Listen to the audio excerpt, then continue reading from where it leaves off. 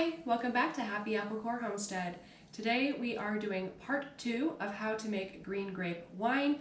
I have Himrod grapes in here right now that have been bubbling away for the last 5 days, and it's time to transfer all of this into that carboy.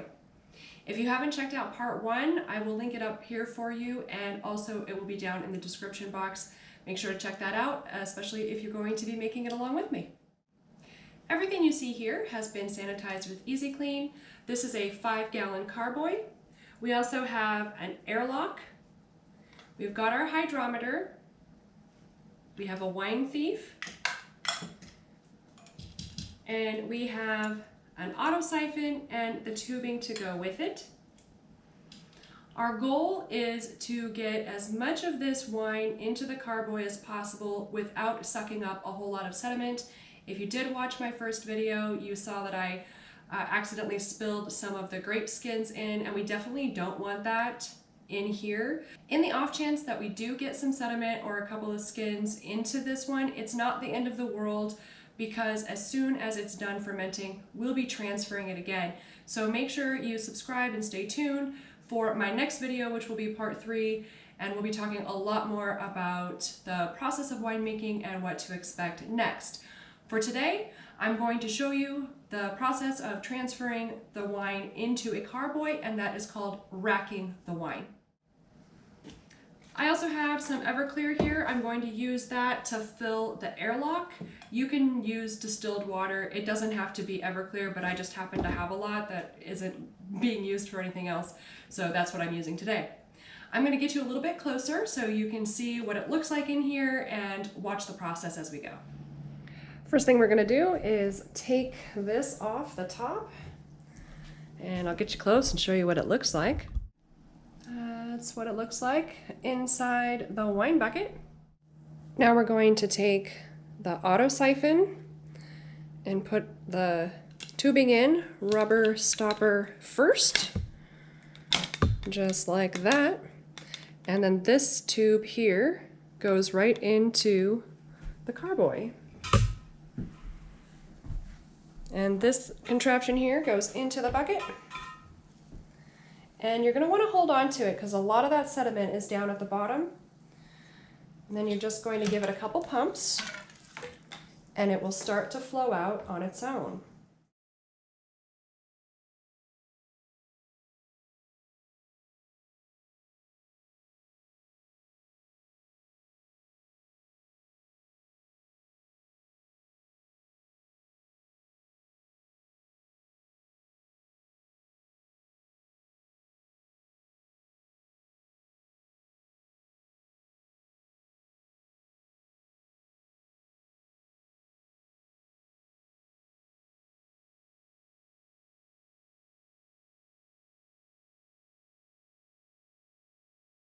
We have a couple of grape skins floating in here on the top. I'm not very happy about that because it indicates to me that they are not going to sink to the bottom. Probably what I'm going to do is when we transfer this, in a month from now, I'm going to strain it before we re-rack it. I will cover all of that in the next video, but I think that's going to be a really good solution to make 100% sure that we don't have any sediment during the clearing phase. We are still, though, in the fermentation phase. So this is called the secondary ferment, and it's just going to sit in this carboy for the next 3 weeks. Before we install the airlock, though, I just want to check the gravity reading, and you don't have to do that at this stage if you don't want to. I just like to do it. I like to have it in my notes. So I'm just going to grab my wine thief and my hydrometer, and you just put it in heavy and down, give it a good spin. Oh wait, hold on. Let's get a little bit more wine in there. There we go. Give it a good spin. And when you read your hydrometer, you want to read it where the wine dips down. And this is a 1.030. We started out at a 1.070. It's a 1.030 now. And it's going to sit in here until it gets to a 1.000 or a 0.999 or 998.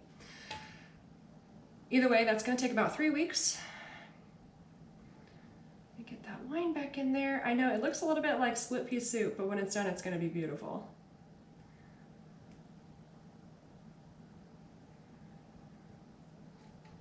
Okay, put that over here to be cleaned. And let's go ahead and install the airlock. First goes in the bung hole. That's really what it's called. Lots of different airlocks that you can use. I just grabbed one out of my bin. I don't prefer one over the other. Then you'll want to put in your Everclear or your vodka or your, you know, whatever, distilled water, and put this little middle guy in. That you might have seen when I started pouring that some of the Everclear fell in here. That is not going to cause a problem at all, but you should put your little middle buddy in. It will prevent you from dripping alcohol in there. And hopefully you can see that it is bubbling to show us that it is off-gassing. And just put the lid on, keeps the fruit flies out if you have any fruit flies. And there you go. That's it. That is everything for part 2. We're going to set this in a cool, dark place. I do have a thermometer strip here. Below 70 degrees is good for white wine, but you're not going to ruin it if it's, you know, if you have a warm day here and there. So don't stress about it. My house is 60 degrees right now. It's kind of cold, but it'll get up, you know, when it's late in the afternoon, it'll, you know, get up around 70 degrees in here. All right, that's it. That's it for part 2. I'm going to clean my equipment. Make sure you clean your equipment right away. If you don't, it'll be a sticky, gummy mess, and it will be difficult, especially inside these tubes. So I'm going to go do that. Make sure you stay tuned for part 3. That will be in 3 weeks. And in the meantime, if you like my other videos, go ahead and check them out. There'll be several between now and then. All right, I'll see you soon.